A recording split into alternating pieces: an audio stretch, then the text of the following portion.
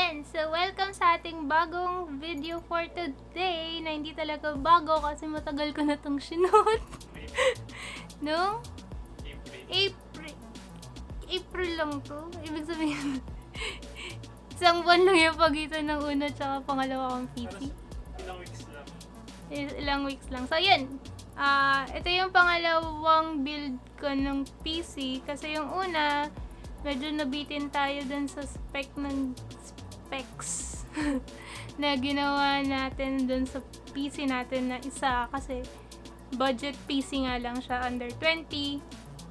Tapos na-realize ko kulang siya para sa mga kailangan nating gawin like video editing tsaka paglalaro ng Nox na naglalaro ng Nox ng marami kasi multi-instance is life. So, yun. So, nag-build ako ng pangalawang PC. Tsaka dati ko pa kasi gusto talaga mag-build ng PC. Kaso, natatakot ako mag-build ng PC kasi wala nga akong alam sa pag-build ng PC. Kasi yung maalam. Yung marunong sa PC, si Miggy, yung dalawa kong kuya, sila lang yung may background sa mga kapisihan dyan. Ako, ang alam ko lang gumamit at magpatay ng AVR. Yan yung ginagawa ng bata. Kaya 'di ba kaya yung una nating binili yung laptop na lang kasi para less hassle sa pagbi-build. Pero yun nga, dahil nagbago na naman ang isip ko. Naisip ko gusto kong gumawa ng PC kasi bukod sa upgradable siya. Hindi, tsaka kasi nagmura na yung mga parts. Nung nagka-canvas kasi ako mga 2 years ago, 3 years ago ng entry PC na pang gaming tsaka video editing. Ang mahal ng parts kaya na-discourage ako na magbuo kasi para ang mahal.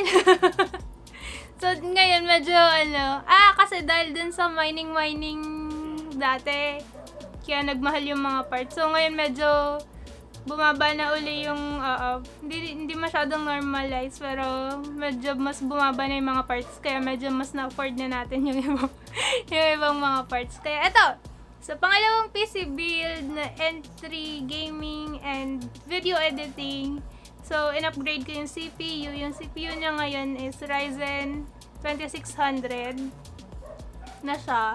Kasi yung dati is Ryzen 2200G, yung may integrated na GPU, kaya hindi ko yung binilhan ng sarili niyang GPU.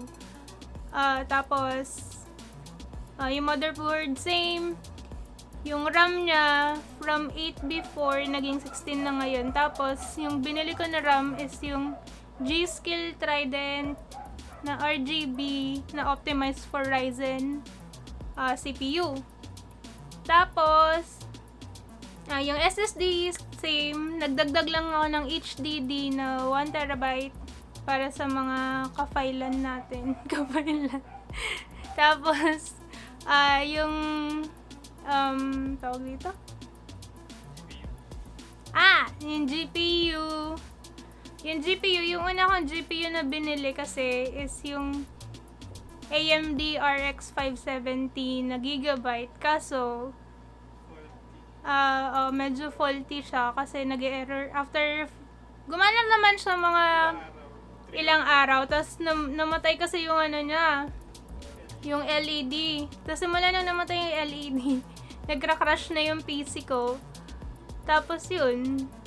So, binalik ko dun sa store na pinagbilhan naman namin. Tapos, pumayag naman sila kasi, yun nga, may issue yung GPU. So, kasi sayang, kasi may dalawang bundled na game sana yun na pwedeng i-redeem. Kaso, sobrang dami nagre-redeem ng game. Ang hirap mag-redeem ng game. So, yun. So, sayang yung dalawang game, pero okay lang, kasi naman nagka-crash yung PC ko. Pinalitan na lang natin ang GPU ng Zotac 1660. Yun yung kalalabas pa lang ng RTX tsaka ng 1660 line. Kaya yung binili ko yung pinakamurang 1660. Yun yata yung pinakamurang 1660. Yung Zotac. Pero okay naman siya, never siya nag-crash. ever. Hanggang ngayon nagana pa rin. So yun, yung pangalawang PC build na current ginagamit ko na ngayon for video editing and gaming and multitasking and everything else. Ayun siya. Nakikita nyo. Yan. Naka-off lang siya. Pero kapag in-on ko siya, marami siyang ilaw. Sabi ko nga, hindi ko siya lalagyan ng maraming ilaw. Pero nilagyan ko pa rin siya ng maraming ilaw kasi sabi ko kapag nakakita ko ng mga PC na maraming, ano ba yan? Christmas tree. Pero sa'yo wala na. Sa'yo lagyan ng ilaw. Nakita niyo na ba yung ilaw ng sakit? Sa previous na video yata. Pero pwede naman. Oh, diba? May disco party sa loob ng PC ko. So, ikot ng mga ilaw. Ilaw is life. Nakakadagdag daw yan ng ng lakas ng PC. Tsaka, just alera lang. Pero yun nga, panorin yung pag-build ko ng PC natin na yun na ginagamit na for video and gaming and multitasking. Pasok!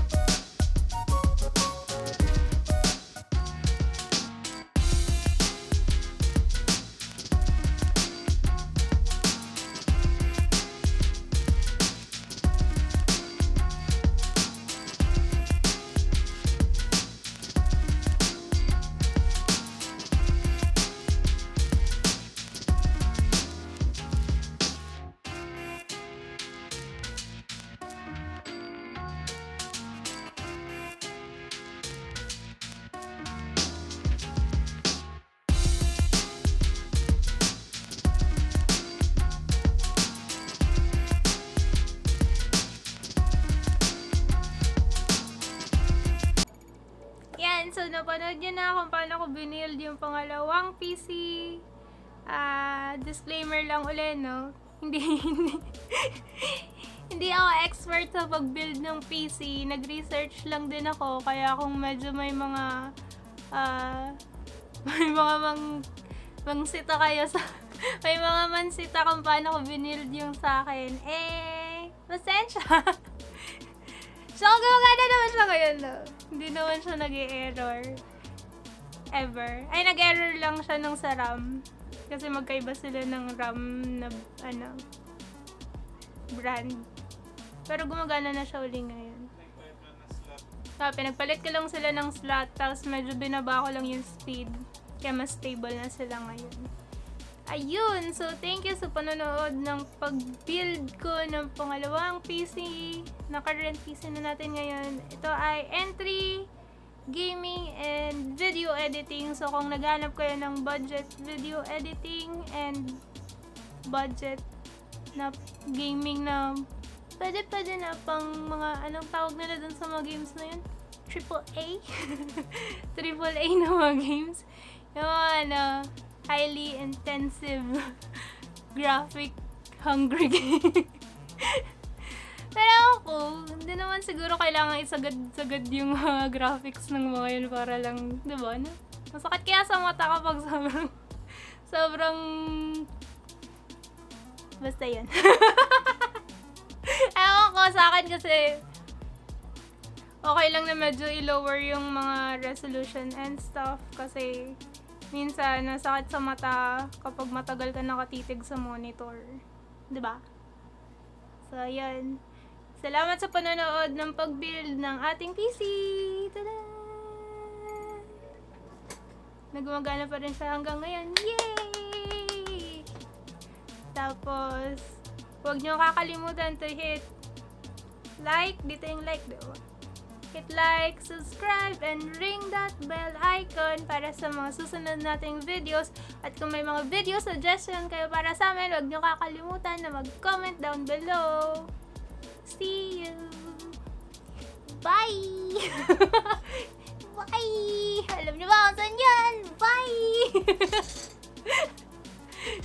So, makakagets lang nun yung mga Malaone! Hindi ko kaya. Bye! That's wala yung intro ko. Hi! Ulit. Hi! Bye! Edit mo na lang. Kakunta na! And sige na, bye-bye! See you next video!